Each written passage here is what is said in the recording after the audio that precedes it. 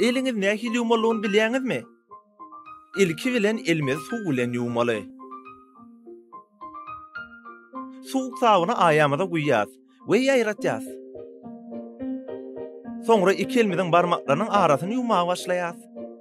Sağ elimiz bilen çep elimiziň üstünden, çep elimiz bilen hem sağ elimiziň üstünden barmaklarymyzyň arasy we elimiziň arkasy ýuwulýar. İki elimiziň barmaklarynyň uçlaryny ýuwýas. Sağ eliň aýaty bilen çep eliň barmaklaryny, çep eliň aýaty bilen sağ eliň barmaklaryny okolap ýuwmaly. Sağ eliň kömegi bilen çep eliň başan barmagy, çep eliň kömegi bilen bolsa sağ eliň başan barmagyny ýuwmaly. İki elimiziň goşorlarynyň arka we iç tarapyndan ýuwmaly. Elimizi akyp duran suwda durlamaly. Elimizi göwne jaý arasalamak üçin 20-30 sekund arasynda elimizi ýuwmalydyr. Elimizi gowratmak üçin kagaz süpürgüçlerden peýdalanýas.